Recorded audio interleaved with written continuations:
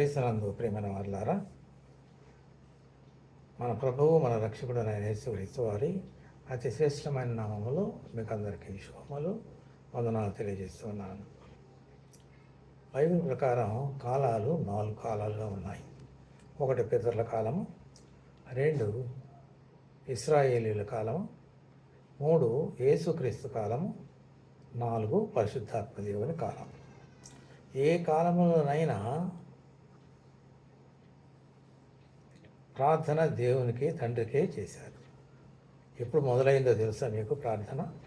ఆది కాండములో 4వ అధ్యాయంలో 5వ వచనములో, 4వ అధ్యాయం ఆది కాండము 4వ అధ్యాయము 5వ వచనం ఒకసారి కనుక మనం చూసినట్లయితే దాంట్లో 26వ వచనంలో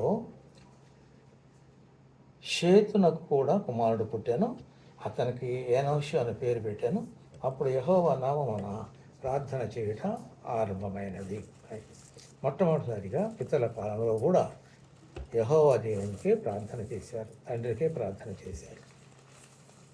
ఇశ్రాయేలీల కాలంలో వాళ్ళు ఏమని ప్రార్థన చేశారంటే, అబ్రహాం దేవా, ఇస్సాకు దేవా, యాకోబు దేవా అని ప్రార్థన చేశారు.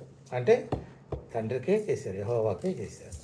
ఇశ్రాయేల్ కాలంలో మరి యేసు ప్రభువుల వారు వచ్చిన తర్వాత మరి క్రైస్తవులుగా మారినటువంటి వారికి యేసు ప్రభువుల వారు ప్రార్థన ఎవరికి చేయమన్నాడంటే తండ్రికే చేయమన్నాడు. మాట చేత కానీ క్రియ చేత కానీ మీరు ఏమి చేసినను తండ్రి అయిన దేవునికి కుమారుడైన యేసు నామములో ప్రార్థన చేయండి అని నేర్పించాడు. అట్లాగే తర్వాత కాలంలో పరిశుద్ధాత్మ దేవుని కాలంలో, ఇప్పుడు మనమున్న కాలంలో కూడా మనము కూడా తండ్రికే ప్రార్థన చేస్తాం. ఇది యేసు ప్రభుల వారు మనకు నేర్పించినటువంటి విధానం. తండ్రికే మనం ప్రార్థన చేయాలి.